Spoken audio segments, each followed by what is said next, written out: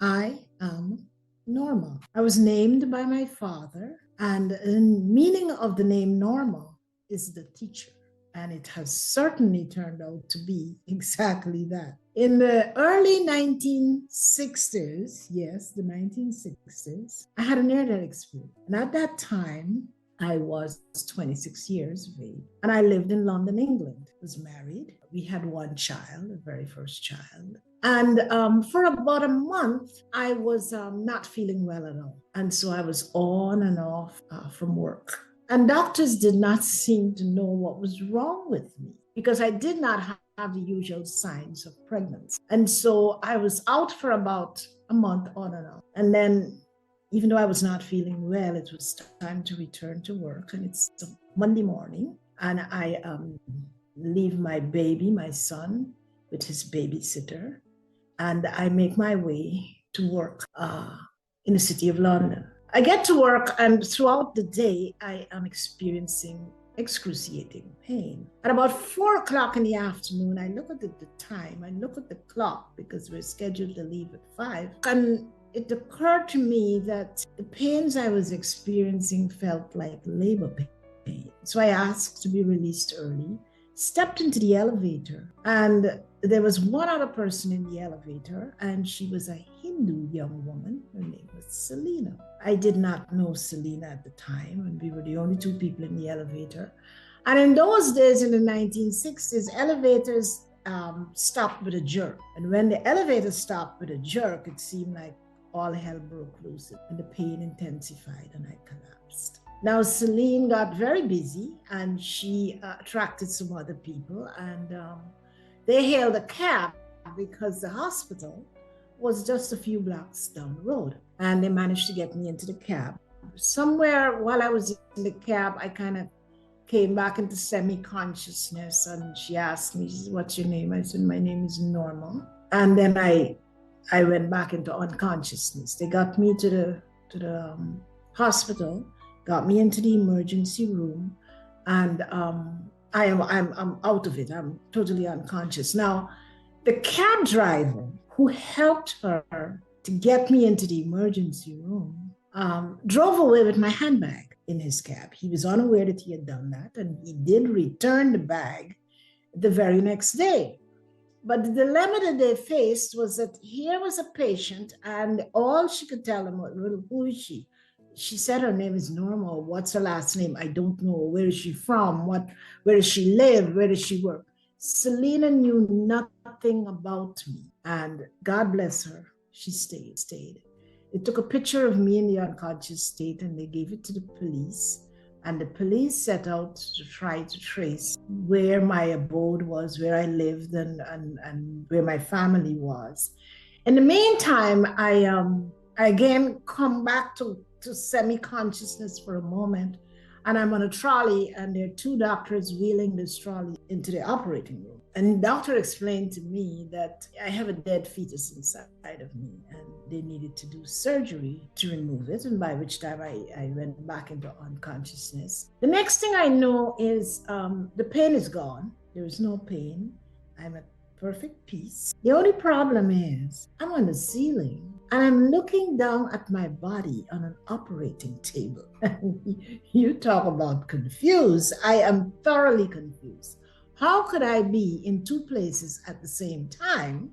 And the fact that I'm on the ceiling looking down, and I'm practically no pain at all. Pain is gone. And I'm observing the nurses moving back and forth to the doctors, handing the equipment they need. And I'm like almost freaked out on the ceiling. And then it dawned on me that since I was no longer in pain, it might be a good idea to let the team know that the pain is gone and there's no need for this operation. And so with that, the thought came to me, how do I get off the ceiling? And as soon as I asked the question, I found myself on the ground. I'm on the ground, and I'm at face level, and I'm trying the doctors. I'm saying, "Hello, can you see me? I am here. I cannot explain what is happening here." I'm moving from one doctor to the other, and they don't seem to be able to see me at all. So now I'm moving between the nurses, and the nurses are scurrying back and forth.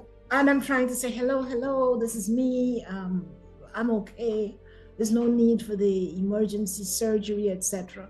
And then I discovered that nobody could see or hear me. So then I find myself back on the ceiling and I'm looking on, and the graph indicates that I have flat. I had friends who were nurses and I understood what flatline meant. And now I'm really, really confused. How could I be flatlined, supposedly dead, but I have all my senses? So when they pick up the paddles, I could see the outline of electricity around those paddles. And again, to tell that I was thinking very clearly and very deeply, the thought in my head was, I'm not dead. I don't understand what's going on here.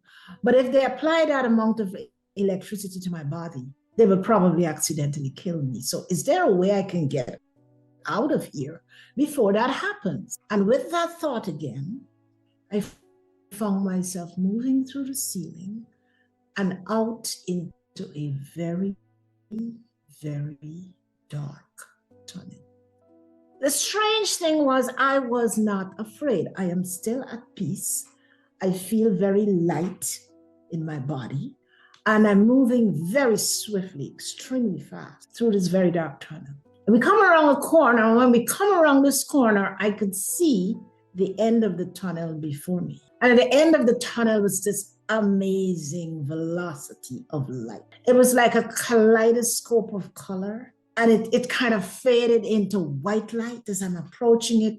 It seemed like a kaleidoscope of color, and then it faded into crystal clear white. And the moment as I was about to enter the light, the thought that entered my head was, this light is so bright, the brilliance of the light was so bright, that I felt that it would probably burn my eyes and render me blind. I really had that little fear at that moment there that if I survived all this, it would probably blind me. As soon as I entered the light, I felt a phenomenal welcome. I felt like I was embraced by the light. I felt like I had become light. And having become light, I could feel the energy of love, a phenomenal level of love that seemed to surround me, enfold me, and I had kind of like woven into and become one with this love. It really is an experience that words cannot describe.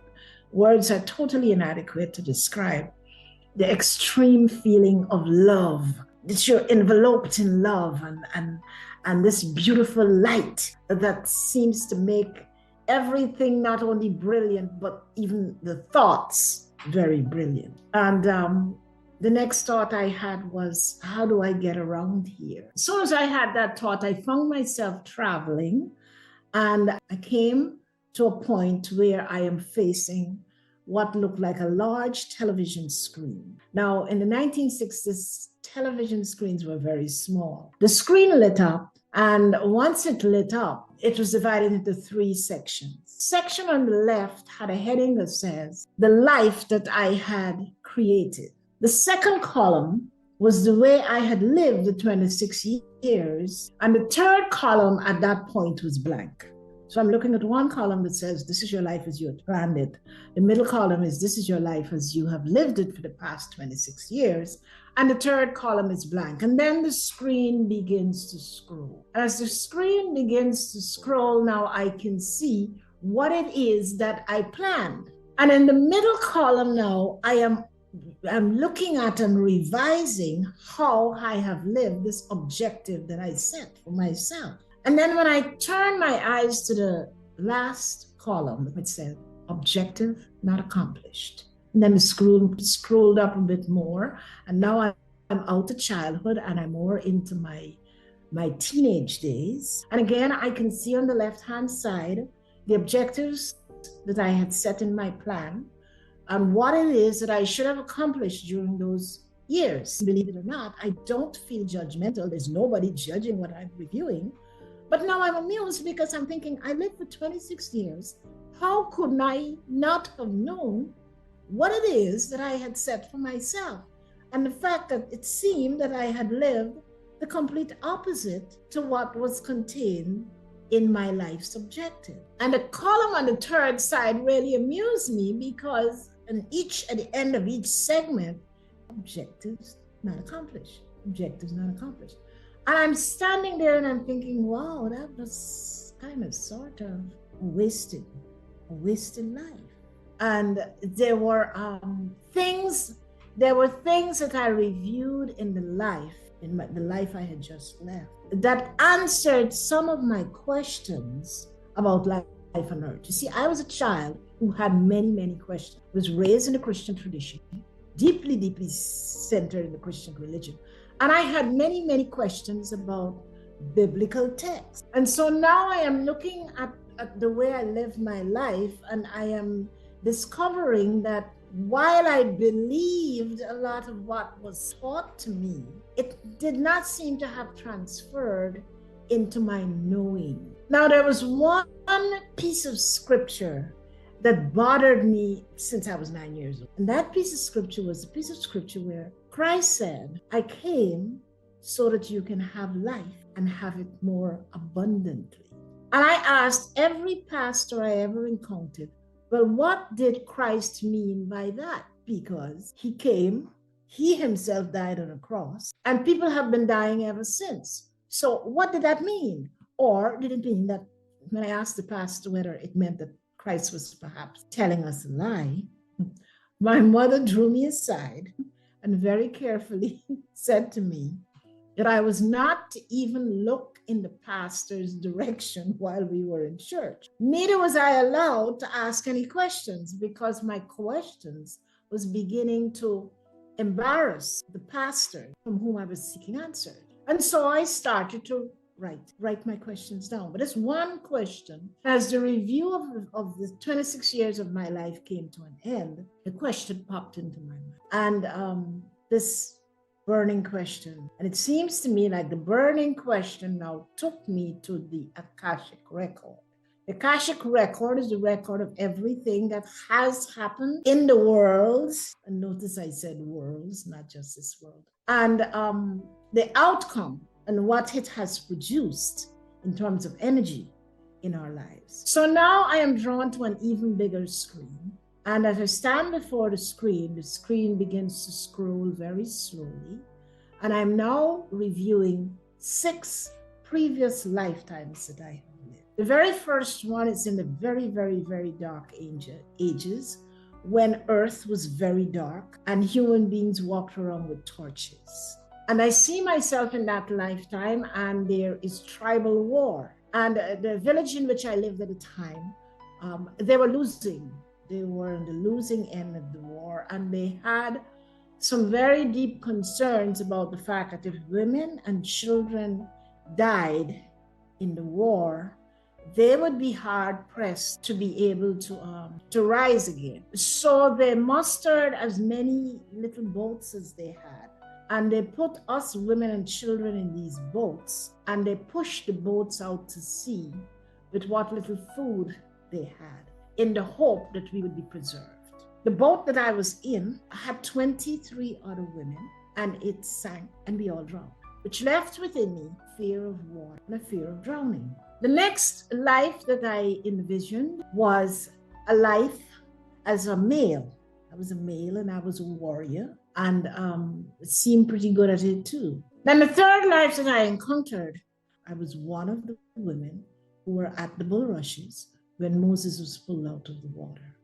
Another lifetime I lived, I was present when I saw myself at the cross as a spectator, screaming, crucify him, which again brought a lot of guilt. We live in a guilt-ridden world. That put a lot of guilt on my soul and on my spirit. And the lifetime that really, really stood out phenomenally for me was to see myself along with my parents, who were slaves in the United States of America, picking cotton. I was a child, and along with my parents, we were in the fields picking cotton. And as a child, I could hear the hooves of the horse, and I can also hear the crack of the whip as it hit the backs of those slaves who were not producing or working as swiftly as they could. and again experienced tremendous fear, knowing that when the master man got to me as a child, I could not keep up with my quota, and the fear of feeling the whip on my back. And then the screen moved, and when it moved, I was at the next life. And believe it or not, I was the white slave owner on a horse carrying the whip and doing exactly to the slaves that which I was so very much afraid of. That one baffled me because I had never been introduced to reincarnation. That was not part of my religious upbringing. And so I was more than a little baffled. How could I be at one point in time a Black slave girl, and at another point in time in history, I could have been the white slave master. So the scrolling came to an end, and I'm standing there and again, very baffled, wondering, how do I get around in this environment? And again, as soon as I ask the question, I am moving very swiftly. And now I am taken to a river. When I was a child in church, we sang that at the chorus. Yes, we will gather by the river, the beautiful river. Gather with the saints of the river that flows from the throne of God. On the other side of the river, it was not a very wide river, but on the other side of the river, there were hundreds of saints. And they were all beaming phenomenal love. Oh my goodness, I just felt enveloped in love and feeling this love in my heart and in my spirit and in my soul. And recognizing that these were all ancestors, and among them were people who I could recognize because they had died in my lifetime. And then my aunt, who I was raised between my mother and my aunt, and she stepped forward in the river and began to wade towards me as I stepped forward on the other side to wade towards her. And again, this phenomenal amount of love. I knew that my aunt loved me, but I had no idea that her love was so phenomenal. And just as we got to the place where we were about to embrace, she stepped back a few paces and she says, I am so sorry, but you cannot cross. And I said, why? And she says, because they're sending you back with a message. And I said, but wait a minute. There are millions of people back there. Surely they could find somebody back there and give them the message. She said, no, they would like for you to return with the message. And the message was, there is more to life than meets the eye. Life is, and that word is was stressed. Life is eternal. And the next thing I know, I am falling very, very rapidly and crashed into my body. And even though I was still under anesthesia, I felt the excruciating pain on my journey back in my body against my will. Now, while the near-death experience itself was quite phenomenal, the light on the other side and the love and the glory, that's the only word that I think halfway can really explain what it is I experienced there. So I'm back now in the body and I become conscious and I'm in pain, and I am definitely not a happy camper. I'm in a room and there is two nurses sitting at a table, but they're talking, they're sharing this conversation. It seemed that they both belonged to the same church, and one of them went to church that Sunday and the other one was on duty. So the one who went to church is summarizing the summary of the sermon that was preached on the Sunday. And the sermon had a lot to do with preparing yourself so you do not enter into hell. And I am lying in this bed and I am outraged. Why would a pastor be preaching about hell? But I can't say anything because I've got tubes in my throat, you see, so I cannot explain what it is that I'm feeling. And then it dawned on me. And so I'm listening to this and I'm beginning to realize I've come back with some different belief system. Now, when the conversation about the sermon came to an end, they turned on a radio that was sitting there between them. and there was softly classical music playing very softly. And I'm lying there and I'm hearing the music and I'm realizing that coming out of this radio, I can see the color of the notes. Talk about confused. I am hearing music. I'm listening to music. I grew up with a lot of classical music in my household, but now I can see the color of the notes and I'm recognizing that every note has a color. Every color is aligned to a number. And I'm watching this interaction of rhythm, color, and numbers. And I'm absolutely fascinating because it is creating a pattern.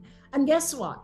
The pattern is flowing into these two individuals who are sitting there working very assiduously with their hands. Then two other medical professionals came along and they stopped to talk to the two young ladies. And what I noticed is that they're also absorbing this phenomenal complexity of light, of color, of rhythm, and of numbers. And so my journey began with very, very heightened senses. Now, for the next 3 years of my life, all I wanted to do was to return to the other side where there was this phenomenal levels of love and phenomenal levels of light. Since then, I have done a tremendous amount of spiritual work, and it led me to a purpose-driven life. I asked the question, what is my purpose? And that led me to becoming a chaplain, becoming ordained, becoming a chaplain in prisons, and worked for 27 years providing chaplain services as well as therapeutic services to prisoners who were getting ready to re-enter the community. So it took work, it took time. What have I learned from my near-death experience? That life is eternal. Love is all we need, and that reincarnation is very real, and that we keep coming back until we learn our lessons, and that love is the key to the joy and the happiness that we as humanity seem to seek out. Staring lost up at the sky.